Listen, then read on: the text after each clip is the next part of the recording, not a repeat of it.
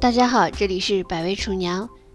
米醋、香醋、陈醋、白醋，大家都是醋，到底有什么区别和联系？今天就给大家详细说一下。看完视频以后，千万不要再乱买了，不然乱买也是浪费钱。如果不清楚的朋友，一定要往下看哦。首先，我们来说一说米醋。米醋的主要原料就是大米。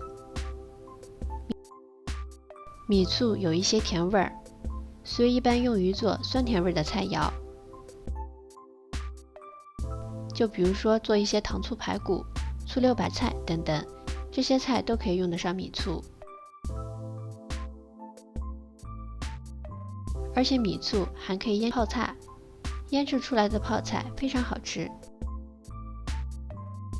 而且口感非常不错，比其他的陈醋腌出来的泡菜都要好吃。再来说一说白醋，白醋非常酸，非常适合做凉拌菜，而且白醋没有颜色，适合做一些颜色比较浅的菜。而且白醋还有清洁的作用，但是我们在买白醋的时候一定要看清楚，要选择不添加防腐剂的白醋。瓶子上边一定要找到这个标识，如果没有的话，千万不能购买。再来说一说香醋，香醋的原料就是糯米，最著名的香醋就是镇江香醋，它酸而不涩，香而微甜。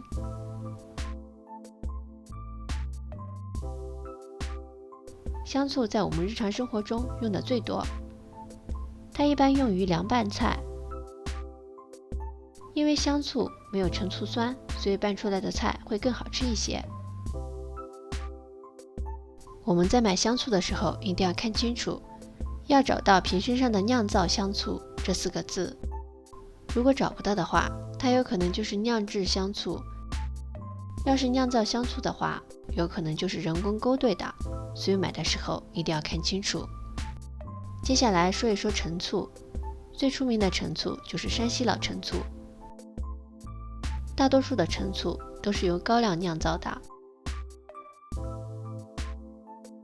陈醋酿造的时间比较久，所以有很浓郁的醋香味儿。但是陈醋一般适合用于做红烧菜，或者做一些酸味比较重的菜。而且我们在买的时候也要找到酿造陈醋这4个字。总的来说，山西陈醋、镇江香醋这2种醋我们在日常生活中用的比较多一些，尤其是香醋。但是像白醋、米醋这2种功能性的醋，我们平时用的比较少一些，尤其是米醋，如果不做泡菜，不喜欢吃糖醋系列的菜的话，就尽量少买。而且白醋大多数的时候都用不上，所以我们在买的时候只要购买香醋就可以啦。大部分的朋友只要买香醋就足够了，像其他的3种醋，如果没有特殊需要的话，就尽量不要购买。好啦，今天的视频就到这里啦，如果你喜欢的话，就收藏转发试试吧。这里是百味厨娘，我们下期视频再见喽。